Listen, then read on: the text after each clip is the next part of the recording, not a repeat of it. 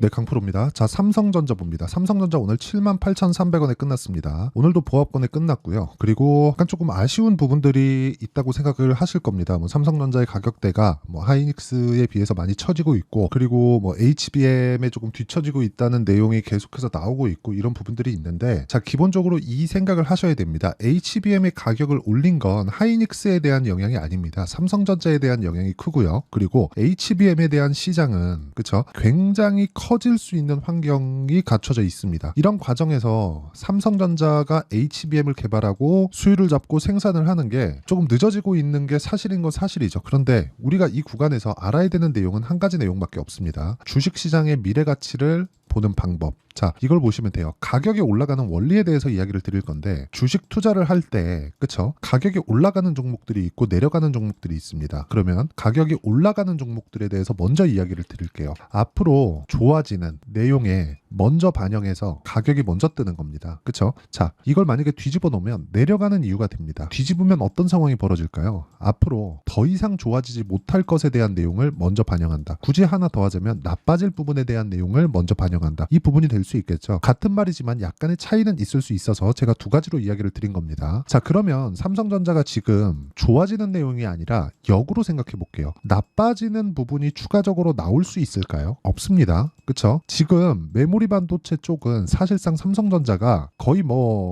석권했다고 보시면 됩니다. 최근에 반도체 가격이 턴어라운드가 됐죠. 턴어라운드가 되는 과정에서 무슨 일이 있었냐면 삼성전자의 감산이 있었습니다. 삼성전자의 감산이 없었으면 D램이나 낸드 가격이 올라갈 수 없었고요. 그로 인해서 삼성전자의 1분기 실적도 전환이 됐고요. 하이닉스의 1분기 실적도 전환이 됐습니다. 근데 한 가지 아쉬운 건 HBM에 대한, 그쵸? HBM에 대한 부분이 늦게 조금 진행이 되고 있다. 이런 부분이 조금 아쉬운 거예요. 그런데 우리가 하나 생각을 해봅시다. HBM에 대한 시장 규모는 계속해서 커집니다. 그런데 삼성전자에서는 19년도에 잘못된 선택으로 인해서 HBM을 조금 늦췄어요. 그런데 사실 하이닉스에서 HBM을 계속해서 쥐고 있었고 이쪽으로 앞서 나갈 수밖에 없었던 게 하이닉스는 2등이어서 그렇습니다. 그렇다고 삼성이 잘했다 그런 건 아니에요. 지금 늦게 좀 따라가고 있는 그런 상황이니까. 근데 시장성은 결정이 됐다는 거죠. 자, 여기서 HBM에 대한 시장 규모가 계속해서 커졌을 때는 어떻게 될까요? 삼성전자는 더 이상 나빠질 게 없습니다. 그리고 이렇게 종목군에 대한 이야기뿐만 아니라 우리가 이걸 한번 생각해 보시죠. 시장 관련해서도 본다면 삼성전자가 지금 여기서 추가적으로 빠져서 62평 이탈하고 가격대를 7만 원 이하로 떨어지는 그런 상황이 발생했을 때 어떤 부분이 발생할까요? 환율이 뜹니다. 환율이 뜨면 달러같이 올라가죠. 달러같이 올라가면 물가 또 못 잡아요. 그런 경우가 됐을 때는 연준에서 가만히 있을 수가 없습니다. 11월 달에 대선 있죠. 그쵸? 이런 구간까지 지나가면 그쵸?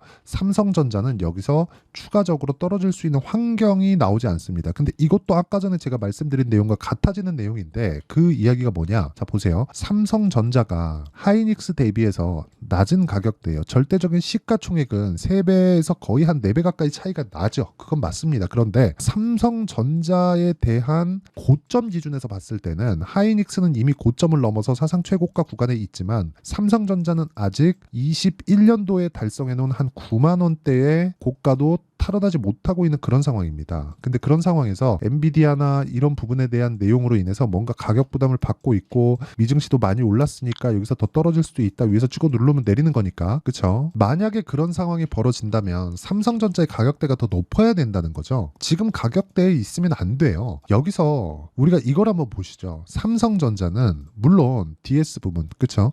반도체 사업부에서는 그쵸? 여기가 디바이스 솔루션입니다. 이 구간이 반도체 사업부예요. 그런데 이 반도체 사업부가 조금 안 좋은 상황이 나온다고 하더라도 어떤 상황이 되는 겁니까? 이거 지금 딱 간단하게 생각을 해보면 계속해서 돈을 벌어왔어요. 그러니까 이 밸류에이션 가치는 계속해서 높아지고 있다는 거죠. 그러니까 이게 성장하는 기업이 아니더라도 주가는 지속적으로 올라가는 구조, 적자를 보지 않으면 올라가는 구조를 만들고 있는 게 주식시장의 본질이다. 예를 들어서 그런 거예요. 여기 보시면요. 삼성전자는 21년 초에 96,800원의 고가를 형성을 했고 쭉 떨어졌습니다. 1년 반 동안 50% 빠졌습니다. 거의. 근데 이 구간에서 실적이 딱 여기까지 좋았고요. 이때부터는 실적이 안 좋아요. 정확하게 많이 빠지기 시작한 건 3분기 이후부터입니다. 금리를 올리는 시점하고 거의 맞물립니다. 수요 둔화가 확실하게 나왔다는 거죠. 근데 그때부터 반등을 한다는 건 뭡니까? 이거 보면 어떤 걸 생각이 나실 텐데 헤드앤숄더 패턴이죠. 이 패턴이 나왔을 때 바닥 나오고 그냥 간다 이런 이야기 드리는 게 아니라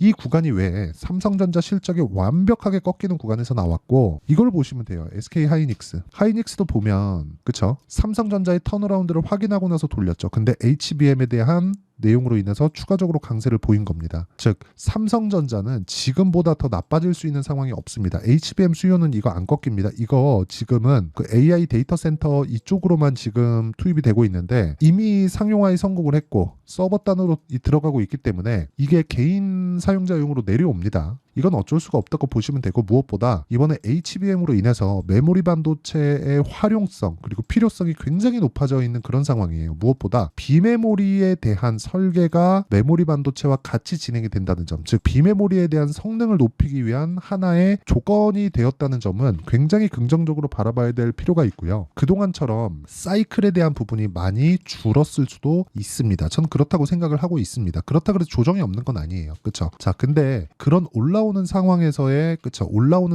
조정 구간도 충분히 받고 있기 때문에 우리가 삼성전자를 보는 과정에서는 그렇죠? 지금 위보다 아래를 보자는 겁니다. 추가적으로 떨어질 수 없다. 그랬을 때 우리가 삼성전자를 토대로 다른 종목군들, 뭐 한미반도체도 그렇고요. PSK 홀딩스도 그렇고요. FSD도 그렇고요. 이 다 분야가 다릅니다. 그렇죠? 이쪽으로 계속해서 공략해서 수익을 낼 수 있다는 겁니다. 그게 가격 전략이에요. 여기 삼성전자를 기준해서 관련 종목군들의 가격과 단기 보유 전략, 단기 2주 안에 수익 전환을 시킬 수 있는 상황을 찾자. 자, 반도체 종목군들이 강한 움직임을 보이려면 다시 말씀드리지만 삼성전자와 하이닉스가 빠지면 안 됩니다. 올라가면 가격 부담이 생겨요. 삼성전자 하이닉스가 많이 올라가는 게 좋은 게 아니에요. 어느 정도까지 가격을 올려놓고 그 구간에서 횡보하는 게 가장 좋습니다. 지금 삼성전자의 움직임이죠.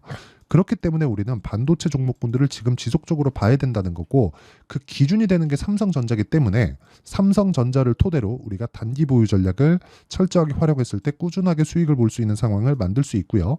이 내용에 대한 부분, 그렇죠? 이 내용에 대한 부분과 함께 제가 관련주들, 그쵸? 삼성전자를 기준한 관련주들의 실시간 타점을 제가 문자로 공유를 해드리도록 할 테니까 구독과 좋아요 눌러주시고 상단에 있는 전화번호로 삼성이라고 문자 보내주시는 분들에 한해서만 제가 단기 보유 전략 그리고 실시간 타점을 공유해드리도록 하겠습니다. 다 무료로 진행하고 있고요. 자, 그리고 이 내용에 대해서 그쵸? 제가 실시간 타점 그리고 이렇게 대형주군에서 이야기를 드리는 것처럼 이렇게 가격대에 대한 부분, 가격이 먼저 반영하니까 오를 때도 그렇고 내릴 때도 마찬가지입니다. 이렇게 이해를 했을 때 어떤 매매를 할 수 있는지까지 제가 보여드리겠습니다.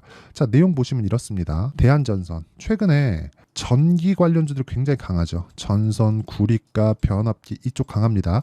이것도 AI 때문에 그렇습니다. 자, 근데 내용 보세요. 올라가는 구간에 정확하게 신고가 구간에서 공략을 하고 있죠. 반도체 종목군을 보는 이유가 이런 것 때문에 그렇습니다. 그렇죠? 그랬을 때 거의 한 2주 정도의 기간 동안 25% 수익 이런 상황을 지속적으로 만들 수 있고요. 이 내용에 대한 부분을 여기 소통방에서 제가 10억 만들기 프로젝트를 진행해서 모두 무료로 공유를 해드리고 있습니다. 예를 들어서 오늘 같은 경우에도 그래요. 시장가 매수 8시 54분, 2구산업 시장가 매수 8시 55분 이렇게 장 시작 전에 공유를 해드리고 있는데 여기 KBI 메탈 자, 보시면 오늘도 12%대 급등이 나왔지만 이미 강한 구간에서 매매가 꾸준하게 이루어지고 있었다는 점이 중요합니다. 그리고 이 내용에 대한 부분을 제가 여기 소통방에서 다 공유를 하고 있으니까 구독과 좋아요, 그렇죠? 구독과 좋아요 눌러주시고 상단에 있는 전화번호로 구독 또는 10억이라고 문자 보내주시면 제가 소통방 입장 링크를 무료로 공개를 해드리도록 하겠습니다. 자, 그러면 어떤 류의 종목을 하는지 뭐 다들 동일합니다. 매매하는 구간 중에서 저도 깨지는 구간이 있죠. 예를 들어서 그래요.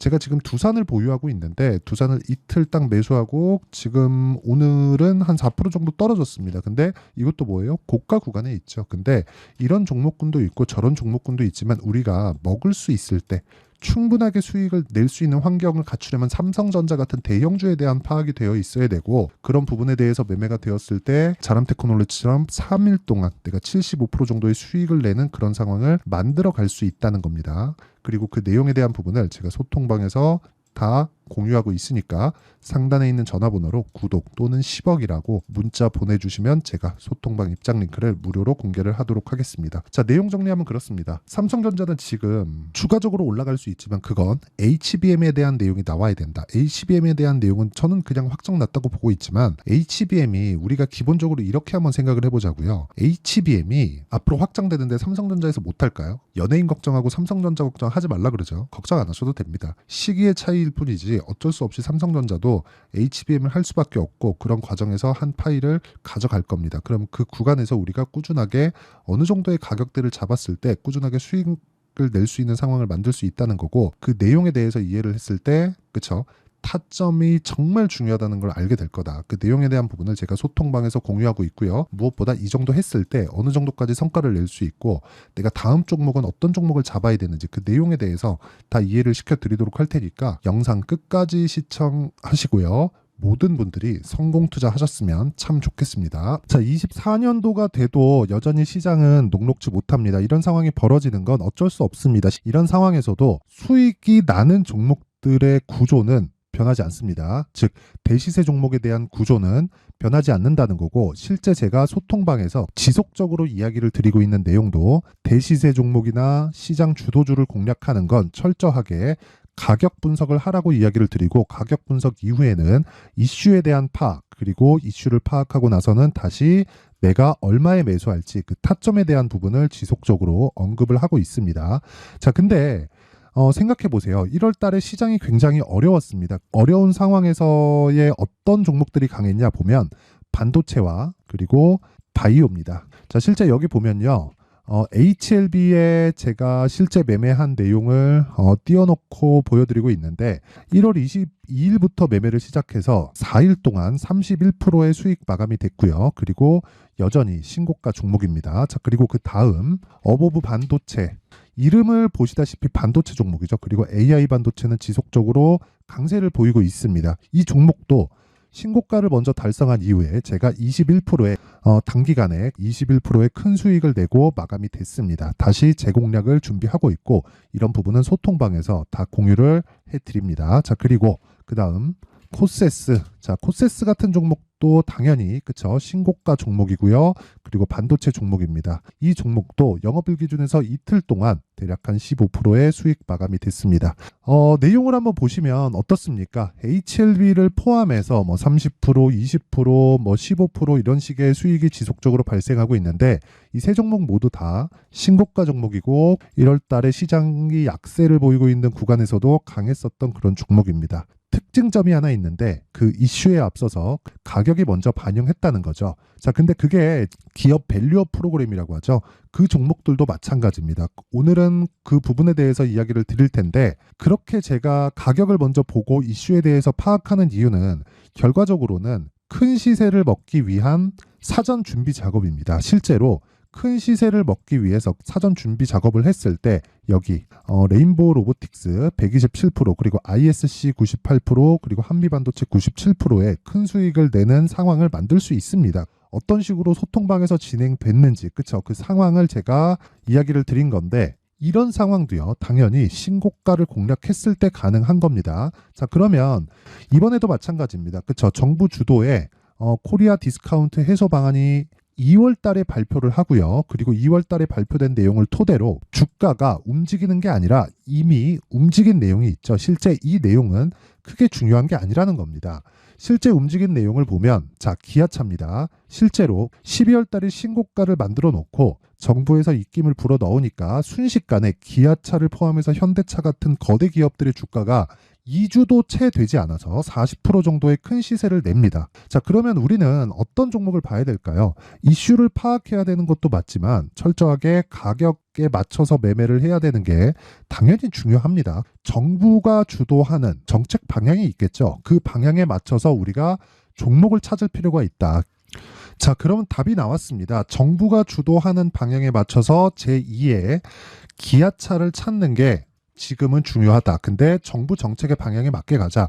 그랬을 때 앞서서 제가 보여드렸었던 내용인 여기 레인보우 로보틱스 127% 그리고 ISC 98% 그리고 한미반도체 97%와 같은 수익을 낼 수 있습니다. 물론 시간에 대한 부분은 최소 2주의 시간이 필요하고요. 그리고 최장 3개월 안에 끝내야 됩니다. 자, 기아차의 시세를 보셨던 것과 같이 2월 달에 정부 정책의 방향이 결정되고요. 바로 3월 달이면 시행입니다. 자, 그러면 우리는 거기에 맞춰서 당연히 종목을 찾아야 되고 제가 제2의 기아차를 찾아놨습니다. 제가 아까 전에 소통방에서 이야기를 드렸었던 내용 다 공개를 해드렸는데 그 내용처럼 종목만 받고 싶다 하시는 분들은요. 상단에 있는 제 전화번호로 대시세, 자, 대시세라고 문자를 보내주시면 정부 정책의 방향에 맞는 종목을 모든 분들에게 무료로 공개를 해드리도록 하겠습니다. 자, 제가 원하는 건 채널 성장이 목적입니다. 자, 그래서 구독과 좋아요 꼭 좀 부탁드리고요. 모든 분들이 정부 정책에 맞는 방향으로 매매를 이어가서 큰 수익 보셨으면 좋겠습니다.